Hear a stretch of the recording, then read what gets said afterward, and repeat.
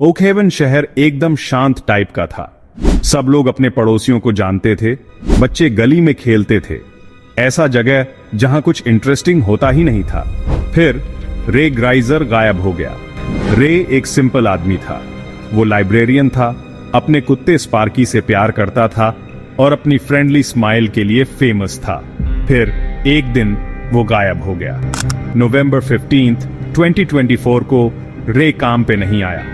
ये अनयूजुअल था। रे हमेशा टाइम पे आता था, लाइब्रेरी का ताला खोलने वाला सबसे पहला आदमी। उसके कॉलीग्स ने उसे कॉल किया, लेकिन फोन सीधा वॉइसमेल पे गया। सबके रूह कांप गई। कुछ तो गड़बड़ थी। पुलिस को बुलाया गया। उन्होंने रे के छोटे से अपार्टमेंट में सर्च की। कुछ भी अनयूजुअल नहीं लगा। उसका वॉलेट, कीज, यहां तक कि स्पार्की भी वहीं था। बस रे खुद गायब था। दिन हफ्तों में बदल गए और हफ्ते महीनों में। रे ग्राइजर के गायब होने का रहस्य गहराता गया। ओकहेवन पे एक साया बन के छा गया। वो कहां हो सकता है? रे ग्राइजर ऐसा आदमी नहीं था जो यूं ही गायब हो जाए। वो आदतों का बंदा था। रूटीन में उसे सुकून मिलता था। हर सुबह वो स्पार्की को पार्क में घुमाने ले जाता, मिसेस हेंडरसन की बेकरी से कॉफी और बातचीत के लिए रुकता। वो अपना दिन किताबें अरेंज करते, लोगों को अच्छी किताबें ढूंढने में हेल्प करते हुए बिताता।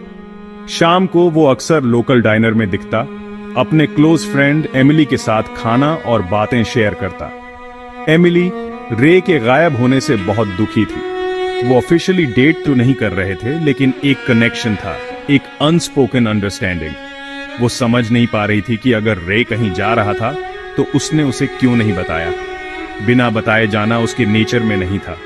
वो यही उम्मीद करती रही कि वो सेफ होगा, कि वो वापस आएगा और सब एक्सप्लेन करेगा।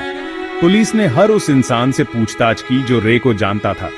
लाइब्रेरी के कॉलीग्स, नेबर्स, यहां तक कि मिसेस हेंडरसन, वो काइंड बेकर, सबके इंटरव्यू हुए, लेकिन किसी के पास कोई पक्की इंफॉर्मेशन नहीं थी। कुछ लोगों ने रे के अपार्टमेंट के पास एक अजीब कार देखने की बात कही, जो उसके गायब होने के कुछ दिन पहले देखी गई थी, लेकिन कोई डिस्क्रिप्शन या नंबर प्लेट नहीं बता पाया। लीड्स बहुत वीक थे। जैसे जैसे टाइम बीतता गया, उम्मीद कम होती गई। केस ठंडा पड़ गया। ओकहेवन के लोग आगे बढ़ने की कोशिश करते रहे, लेकिन रे के गायब होने की याद एक भूत की तरह बनी रही। एमिली जहां भी जाती, कानाफूसी होती रहती। क्या रे मुसीबत में था? क्या उसने किसी गलत आदमी से पैसे उधार लिए थे? क्या वो अपनी ऑर्डिनरी लाइफ से थक गया था और नई शुरुआत करना चाहता था? कुछ लोग उस शैडोवी फिगर की बात करते जो रे के गायब होने वाली रात पार्क के पास देखा गया था।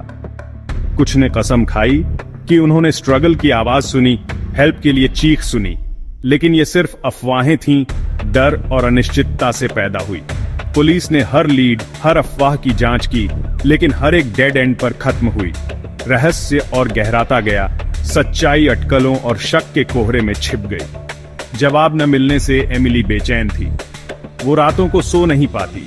उनकी आखिरी बातचीत को याद करती, कोई क्लू, कोई हिंट ढूंढती जो उसे मिस हो गया हो। वो मानने को तैयार नहीं थी कि रे बस ऐसे ही चला गया। उसे यकीन था कि कोई रीजन होगा, कोई एक्सप्लेनेशन, चाहे कितना भी अनबिलीवेबल क्यों ना हो। उसने ठान लिया था कि वो इस रहस्य को खुद पर हावी नहीं होने देगी। रे के लिए उसे सच्चाई पता लगानी थी। उस नवंबर के दिन से कई साल बीत चुके हैं। रे ग्राइजर के गायब होने का रहस्य अभी भी अनसुलझा है।